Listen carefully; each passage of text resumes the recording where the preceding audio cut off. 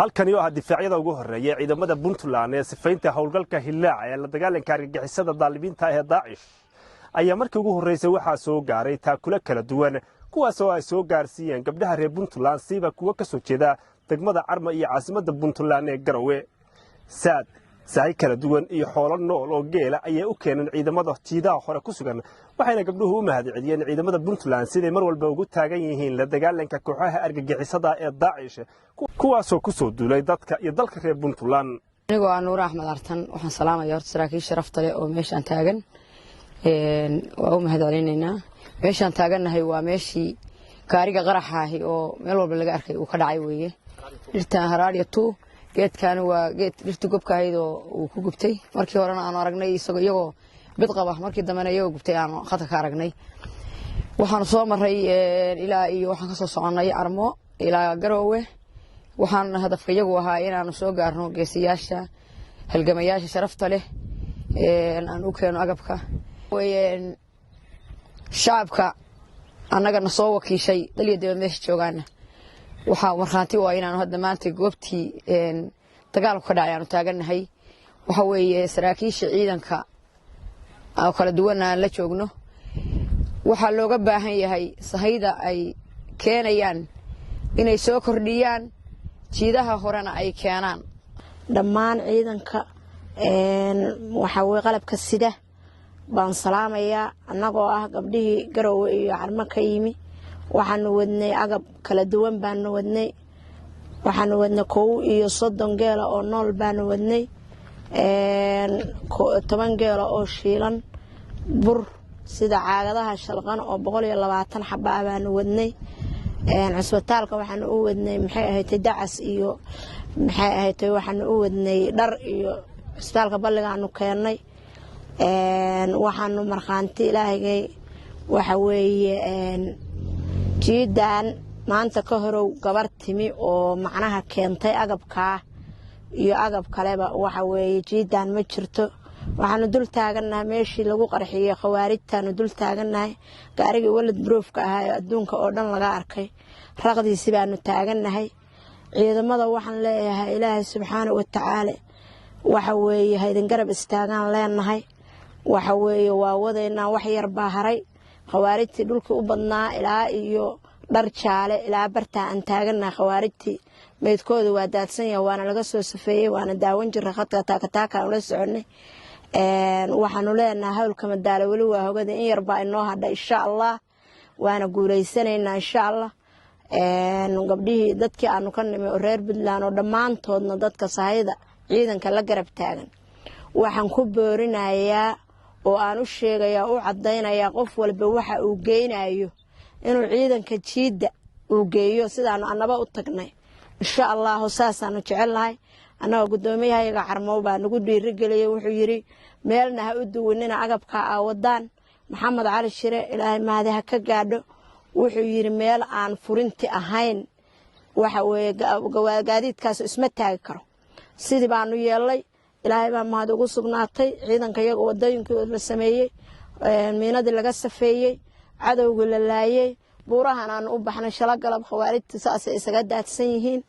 alxamdulilaahi rabbil caalamiin waxaanu ku faanaynaa madaxweynaheena ciidankeena sharafta leh baanu ku faanaynaa saraakiisheena wixii naga shahiiday alxamdulillaah dalkoodii iyo dadkoodii iyo diintooda bay difaacayeen dad baa nagu soo duulay macnaha aan dalka u dhalan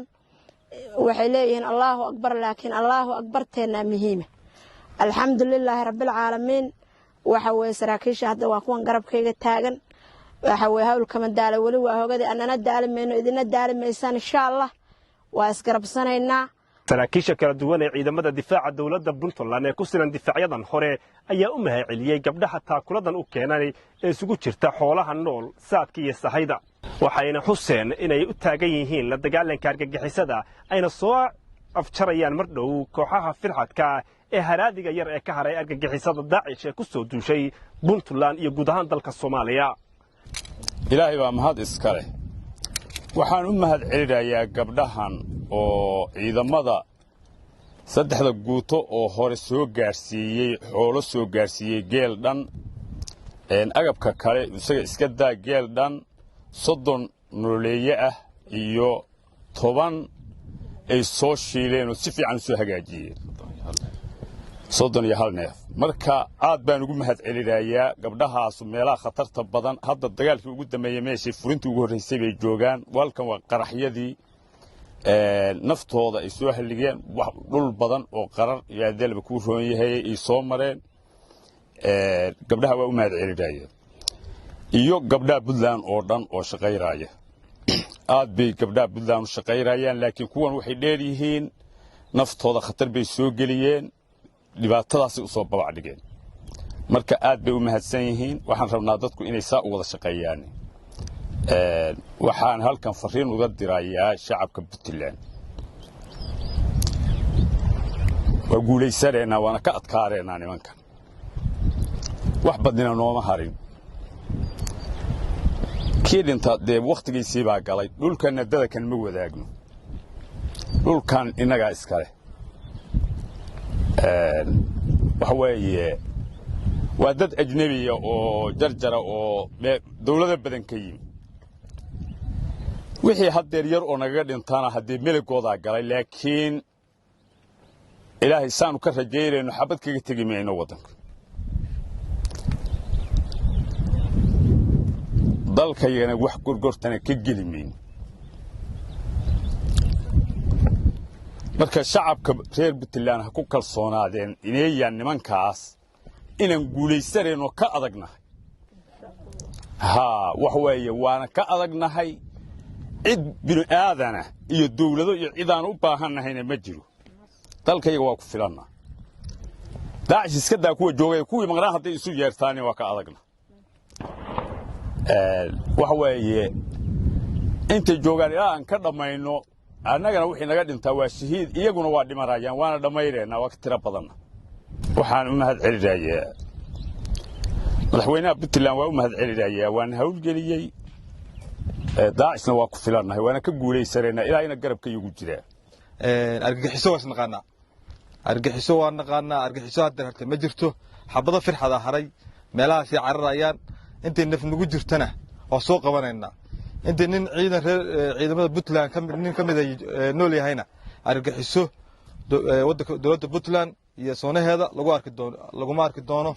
waxa kale oo sheegaya dadka goobka meel kasta ha joogeen argagixisada ku lug leh ama mid biyaha booyada u dhaamiya ama mid u fududeeya waxyaalaha qaarkood aan dareemayno annagu difaacana waa ku jirnaa aragtideeduna waa dheer tahay waxaan uga digaynaa dadka shacabka oo hadda la khaldayo intay hadda dhow yihiin inay dowladooda raacaan dadkooda ka mid noqdaan wixii lagu qabto hadhow annaga maaha waxaana dowladda Puntland wadana Said Cabdullaahi Dali oo hawlgalka mas'uul nooga ah wadana madaxweyne ama amiirtaada ku fiican baan kaga jawaabayna hawlgalkaana sida u dhaqsiyaha badan iyadoo aan rabadaan la gaarin waa soo afjarna xabadaha ilaahay baa mahad iska leh hooyooyinka Soomaaliyeed iyo gabdhaha Soomaaliyeed iyo shacabka Soomaaliyeed cid kastoo ciidamada garab taagan ama furin ha yimaadeen ama meel kale ha joogeen aad bay u mahadsan yihiin la shaqaynta wanaagsan ee ciidamada la shaqeeyeen waana garabka aan ku tiirsannahay waana waxa kaliya aan maanta ummadda dheernahay iyaga aad baan ugu mahad celinayaa mar labaad waxaan ugu mahad celinayaa saraakiisha iyo ciidamada halyeeyada naftooda u huray dalkooda iyo dadkooda inta saddexaad waxa iska leh madaxweyne Said Cabdullaahi Dani awaamirtii uu soo furay oo hawlgalkan uu ku socday siday tahay waajibaad sax baan uga fulinay waxa yar ee haray madaxtooyadoodii baan kulaalaynaa insha Allah ayaamo kooban aan ku dhigi karo aan laba dhigi karo insha Allah waxaan rajeynayaa ilaahayna la kaashanayna inaan soo afjarno oo wadankeena aan ka sifayno waana wasaaradda caafimaadka wasaaradda arrimaha gudaha wasaaradda fayadhowrka inaan baaq u diro shaqadii dowladda Puntland ay u soo aaday sugidii amniga argagixisada la dagaalankeeda way fushay wax yar ama lahayn baa haray wasaaradahaas ku shaqada leh badbaadada bulshada inay baktiyada ka ururiyaan deegaankan si aan dadku aysan dhibaato ugu geysan meel kasta waxa yaala meydad aad u fara badan ajaanib ah oo dad aan inala dhaqan ahayn inala midab ahayn inala maaragtay miisaan iyo mug midna ahayn baa meeshaan yaalla marka wasaaradaha ku shaqada leh arrimaha deegaanka iyo fayadhowrka dhulka waxaa ugu baaqayaa inay si dhaqso badan uga soo howlgalaan. tan labaad ummadda shacabka ee reer Puntland ilaa maalintan howlgalka bilownay waxbaa la soo dhiibay sida sharafta loo gabdhahaani wax noogu keeneen ciidii wax soo dhiibaysa way ku mahadsantahay laakiin sida gabdhahaani wax noogu keeneen meeshaan waa meesha wax looga baahnaa waana meesha dagaalku ka dhacay waana meesha raqdu taal